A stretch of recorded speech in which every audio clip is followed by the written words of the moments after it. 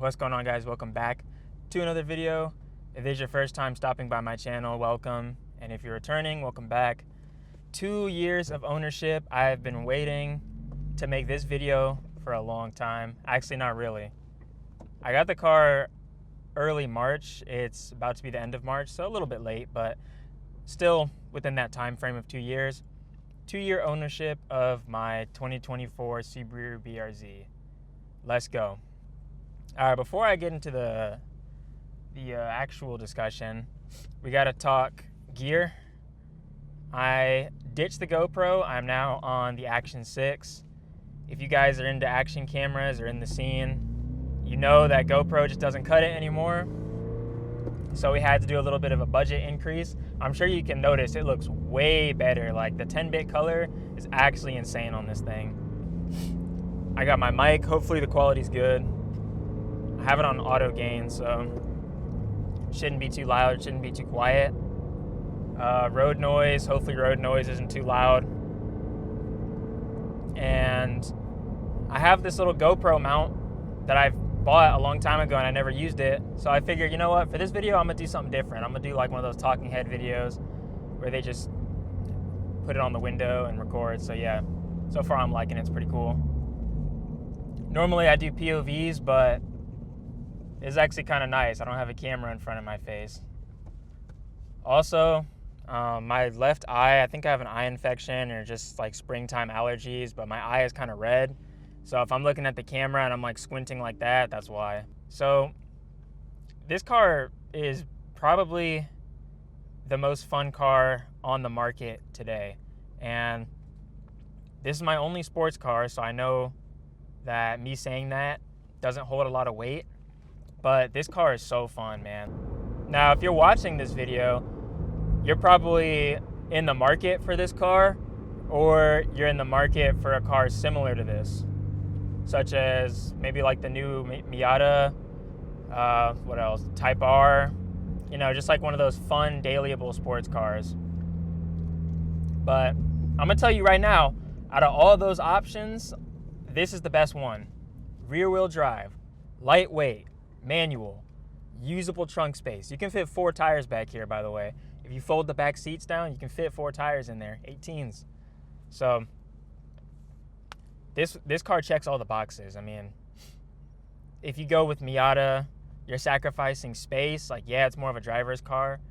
Matter of fact, if we're talking like one car, right? The Miata, you can daily drive it, but you're sacrificing trunk space. Type R, it's front wheel drive instead of rear wheel drive. But this car checks all those boxes. So if you're looking for a good daily sports car that doesn't break the bank, that's cheap on consumables, that's fast enough, this car is the car for you. I would go ahead and say skip the first gen, and if you can, just go straight to the second gen, because this is where it's at.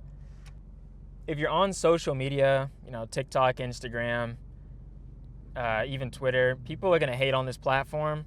People say it's slow, and I don't really get that argument. Like, they're saying it's incapable, it's garbage, which really shocks me because this car is like the perfect sports car formula.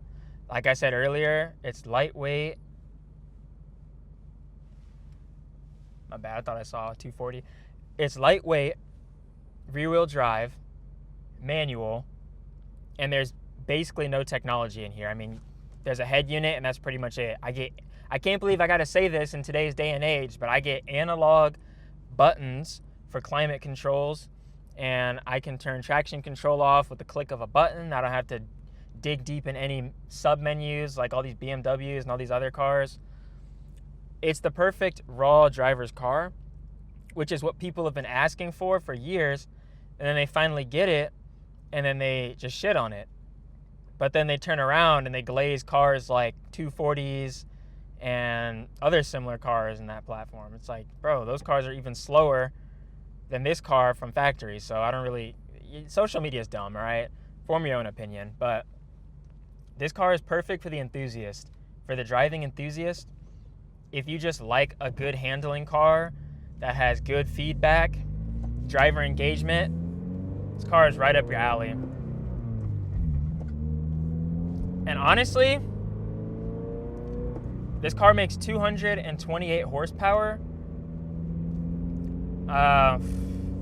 Realistically, it's probably like 220 or 200 when you factor in like drivetrain loss and to the wheels and whatever. But that's plenty for the street. Like, I'll give you an example. I was going to the grocery store. I live like 2 minutes away from the grocery store. It's like one main road away. I kid you not, when I was leaving, the light turned green. I just hit it. I started rolling through all the gears, bro. You would have thought that I was Paul Walker from the opening scene in Too Fast, Too Furious because, dude, I was moving it. And that whole time, I didn't even go over 90. So, not a lot of cars, sports cars, are actually going to let you do that. But with a car like this, it allows you to put all the power down on the street. You know, you're not going to get pulled over. You're not going to put anyone's life at risk with 200 horsepower. It is a momentum car.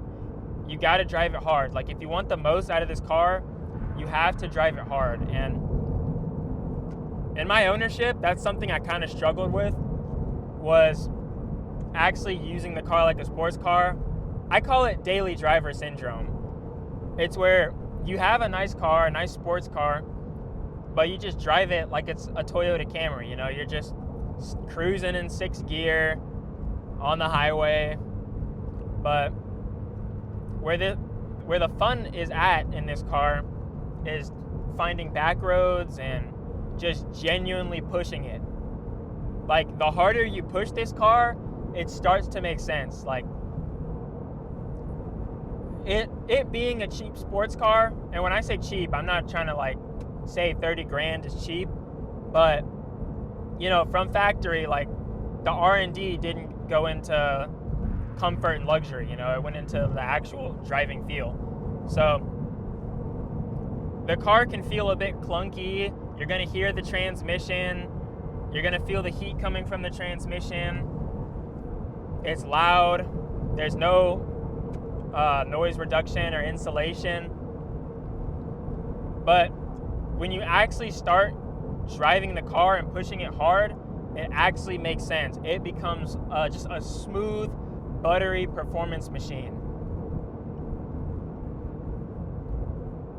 And that's something I had to learn. I had to learn, like, it's a sports car. You got to drive it like a sports car if you want to enjoy it. Like, if you daily drive it and you're just doing what I'm doing right now, just cruising on the highway, yeah, of course, it's going to be loud. It's going to be slow and practical.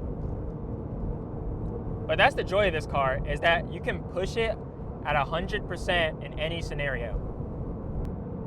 All right, so I probably should have mentioned this earlier, but to give you guys some background, how I got this car was I was interested in the car. I've talked about this in plenty of my older videos, so I'll just kind of paraphrase here. But I was interested in the car when they came out. I waited, saved money, and 2024 models were coming around.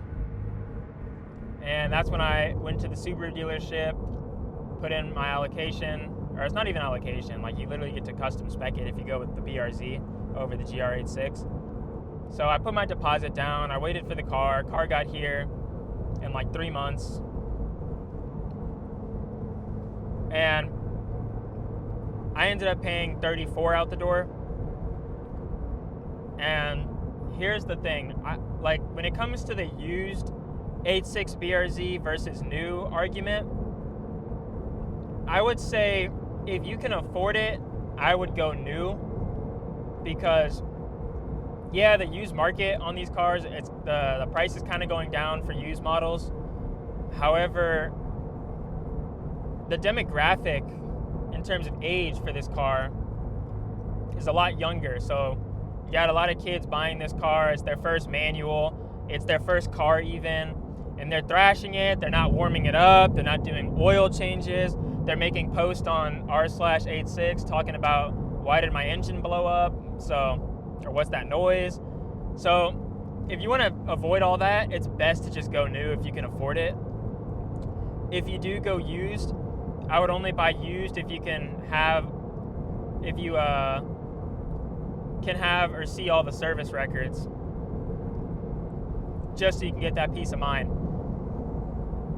But I think the best time to get this car is now, because as the model years go on, the MSRP, it's only getting more expensive. When this car came out, a premium edition, or I'll speak for base model because I have a base model, but like when this car first came out, the base models were around $30K out the door.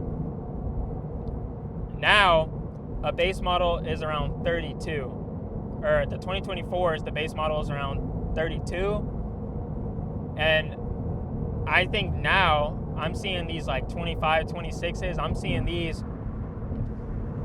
at almost 35, 36. And the closer it creeps up to like 38, 40, like now it just becomes stupid. So the best time to buy one is now, because they're only going to go up in price for MSRP. I think 2026 might be the last model year. But yeah, they're only going up. So get one now, or if you want to go the used route, you can do that. As far as my personal BRZ, this is a 2024 base model, so it's not a limited. I have 17-inch wheels instead of 18. I have the Primacy tires instead of the Pilot Sport 4s. I don't have heated seats,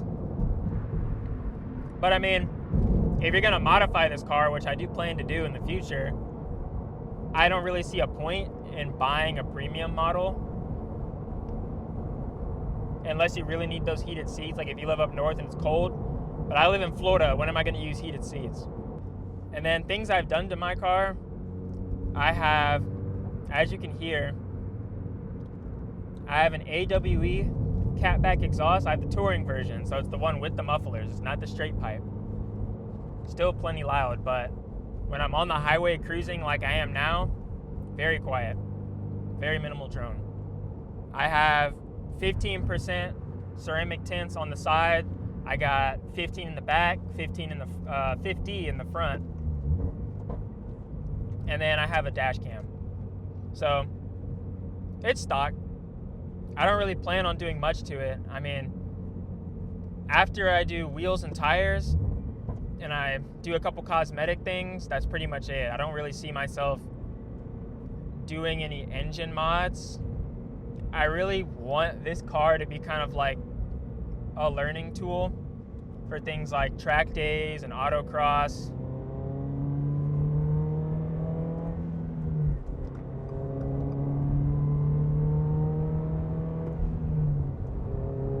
Sorry, it was a mandatory tunnel pull. But yeah, I want this thing to be a learning tool for track days and autocross, and I want this to be my daily driver, so when I buy other sports cars, I have a nice fun daily. That's kind of where I'm at right now. Yeah, man, I genuinely love this thing. It is just like, it's quick enough, man. It is quick enough. And it sounds good too. Windows down.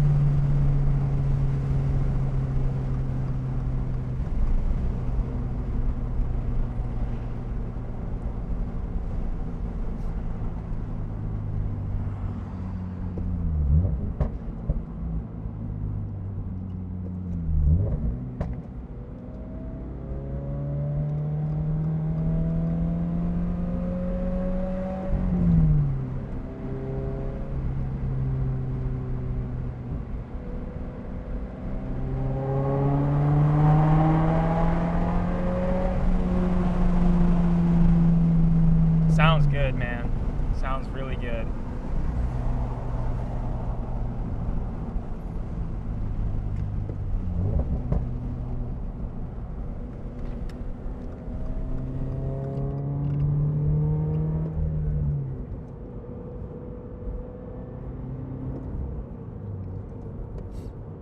But yeah, I guess now I'll talk about some things that I don't like about the car. Let's see. I don't know. I don't, like, off the top of my head, I don't really have any nitpicks about the car. I mean, I haven't driven this car hard enough for me to, like, actually analyze the nitpicks, nor am I experienced enough to actually, like, give takes on that. But I don't know. I really don't have any complaints. Like, maybe gas mileage, because I know there's some more efficient cars in this car's class that get way better gas mileage, but I mean, it's a sports car. It is what it is. I don't really pay attention to that. Maintenance wise, this thing is so easy. Like, I mean, it's a brand new car. I've done about 5 to 6, I can't remember, it's either 5 or 6 oil changes on this thing. Super easy, man. Everything is right where you need it to be. Like, my oil filter is right on top, so I don't have to dig for it. It's just right there. It's easy to put this car up on jack stands.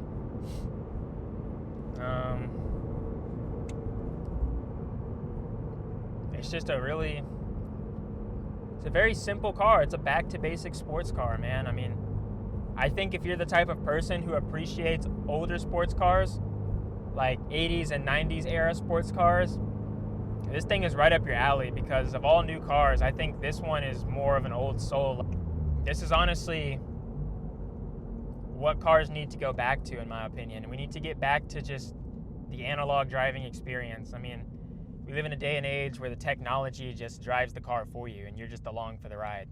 The best way I like to describe this car is that this car is like riding a horse.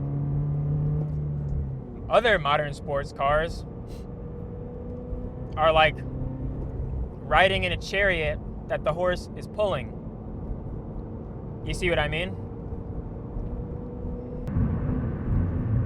Also, another way I like to describe this car is this car is like the starter, is like one of the 3 starter Pokemons of the car scene. Dude, what in the world is this Honda doing? He's like shaking left and right as if he's trying to warm up his tires like an F1 driver. What the heck? Of course, it's some clapped out Honda Civic with some sort of AutoZone wing on it. If that's you, do better, bro.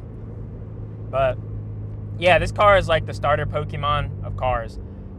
It teaches you everything you need to know. It's easy enough to drive to where you're not going to wrap it around a tree. And it has an infinite skill ceiling. Like, you'll see the most experienced drivers pushing this car, and you'll see newer drivers pushing this car. It can really be your one and done. That's what you're looking for. Oh yeah, another thing I forgot to talk about is just real quick some issues with the car. Like, on social media, you might see issues about like RTV, oil starvation, how the motors blow up. Listen, RTV, first of all, it's been debunked years ago. It's basically just little pieces of silicone in the pickup, the oil pickup tube, that can restrict some oil flow. Sorry, all this talking making my voice crack. But it's not a big enough problem to where it's going to be causing your engine to explode. So that's been debunked. Don't even worry about it. Now, oil starvation has been tested a lot by people like 900 BRZ on YouTube. And that problem is basically only going to happen if you're pulling high G's on right turns on track. On the street, you will never see those G's. and you won't see them long enough. Even if you do hit those G's, you will never hit them long enough to actually cause the issue. So for the average driver, you don't even have to really worry about it. Literally, if you just change the oil, the manual says 5,000 to 7,000. I would go 3,000 to 4,000. The oil I use Pennzoil 0 weight 20 Ultra Platinum. It acts like 5 weight, but it's not that thick. So that's what I've been using, and I prefer it on this oil. I prefer that oil on this car just because it's not going to burn off as quickly as like a normal synthetic 0 weight oil. And then I do like half a quart to a quart of overfill. Half a quart is probably the better option if you're just street driving. And yeah, it's been dead reliable, no issues. I push this thing when I want. I don't redline it. That's another thing. And it's been reliable. The second I drink this water, the light's gonna turn green.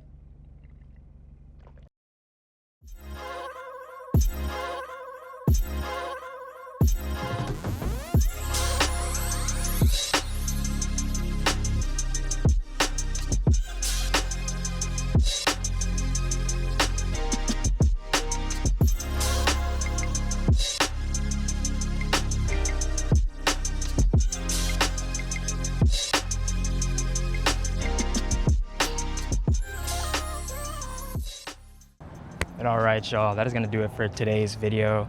If you enjoyed, hit that like button, subscribe to the channel for more.